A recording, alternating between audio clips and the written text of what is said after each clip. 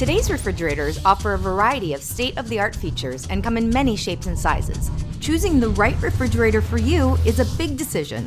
In fact, there are really 3 decisions: form, function, and most important, fit.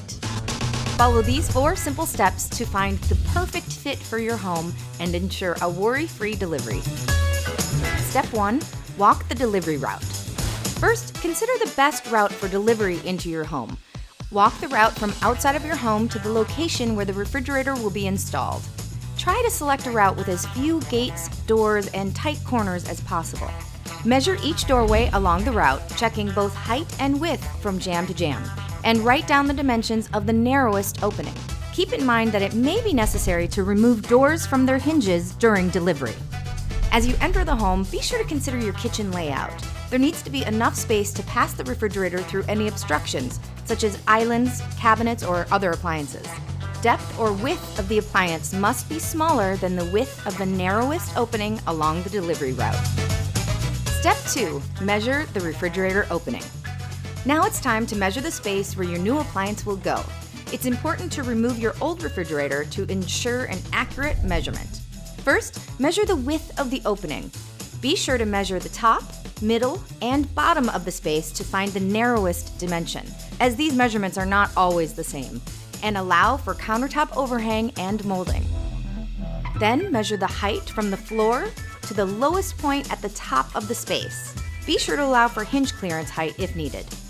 Next, measure the depth of the opening from the back wall to the edge of the front wall or counters, including any molding or trim.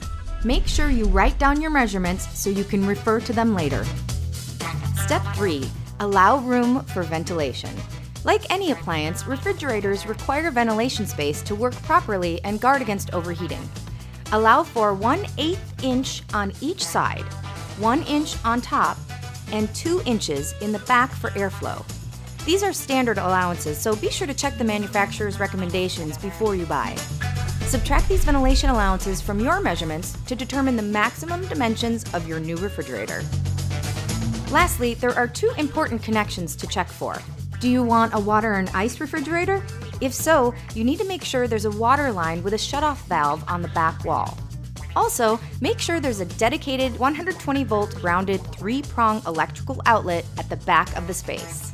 Remember, there are 2 types of refrigerator depths: counter depth, which typically lines flush to the front of the counter, and standard depth, which is deeper and provides even more capacity. Either option is a matter of preference, but depth is an important consideration for the look and functionality you desire. When measuring, consider the refrigerator design. For example, French door refrigerators may need more space on the sides to allow the doors to open properly. Also, note that some refrigerator doors require that they open completely in order to access shelves and pull out drawers, so check that walls or islands do not inhibit use. Now that you've planned and recorded the fit, the delivery route, space dimensions, ventilation and design allowances, and connections, you're ready to shop for the fridge with the ideal form and function. Whether shopping on Lowes.com or at one of our Lowe's stores, we're always here to help find the best refrigerator for you and your family. And thank you for shopping at Lowe's.